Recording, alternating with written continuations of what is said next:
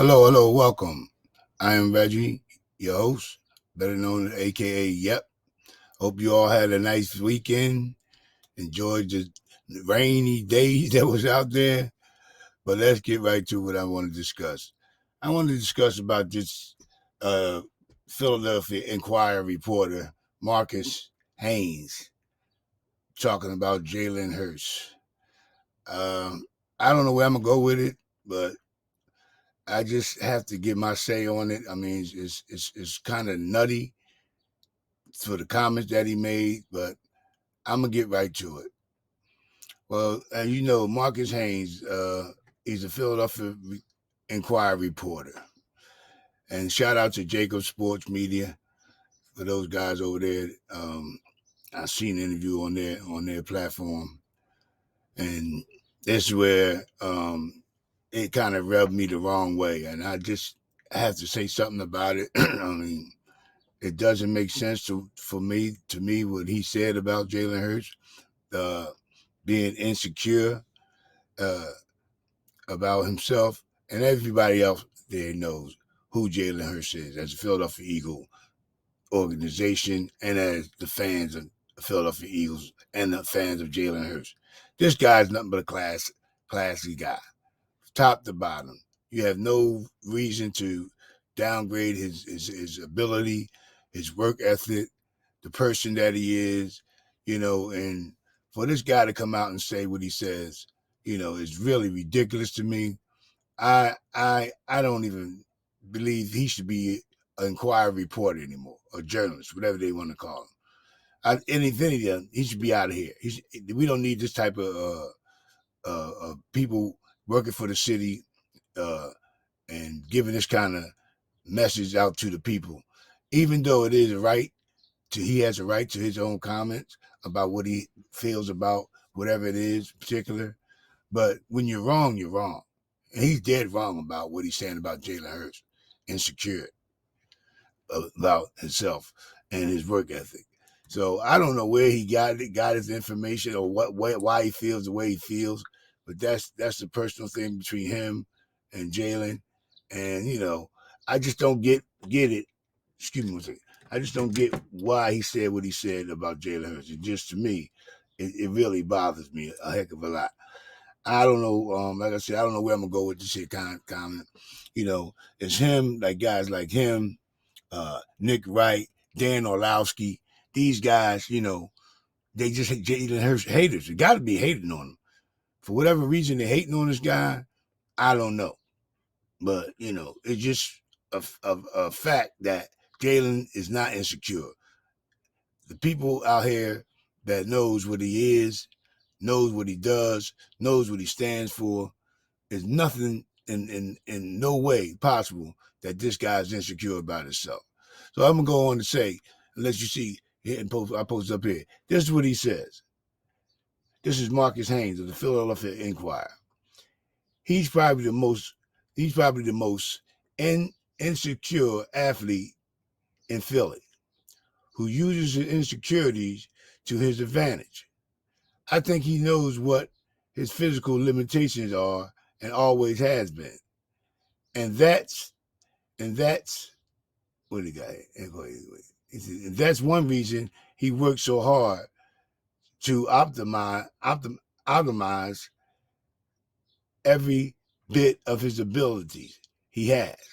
So he's saying that, to me, Jalen Hurts uses what he has because he has to cover up his flaws.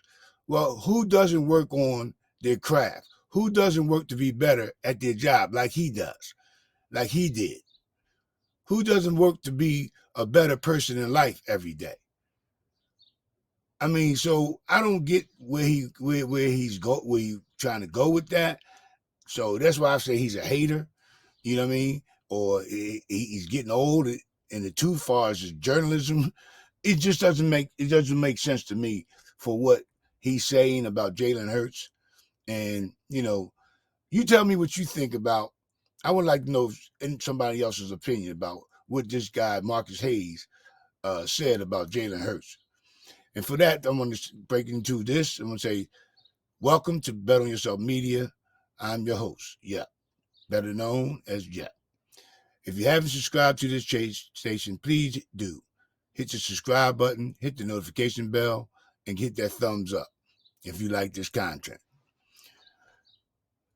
And, going back to this Jalen Hurts deal, I mean, this guy, Marcus Haynes, is he must be nuts. He must be nuts. Or he must didn't get enough sleep the day before he went on the Jacob Media show or something. I don't know. I don't know what led to that question being asked, or was it? I can't recall what was the question he was being asked at the time. So I'm not gonna try to elaborate on that, but I know what he said. It's written right there in plain. It's written right there in plain English.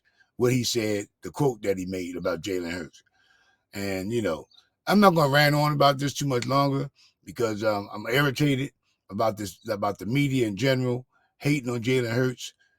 So now let me recant this here. Let me say this here. When we drafted Jalen Hurts, I personally knew this guy had talent. I followed him through high school. I followed him through college. Y'all know the story about him in Alabama, transferring over to Oklahoma, and so forth. Getting benched in the national championship. And all that displays to me his character, how he handled those situations. And he went to Oklahoma, learned the new system, dealt with that adversity over there, made that college university, a household name, played the way he played for them up there. So, and then we drafted him in the second round. A lot of people didn't agree with the draft of Jalen Hurts, but I did. I wanted him to draft him. I'm glad we did draft him because I see the potential for him down the line. At the time, we had Carson Wentz. They just gave Carson Wentz the big bag, but it was just something about Carson Wentz that I didn't see. I didn't feel comfortable like I do with Jalen. And it all came out the wash. Carson was soft.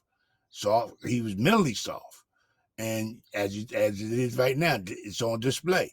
How he went from team to team and failed and failed. He went to Indianapolis, failed.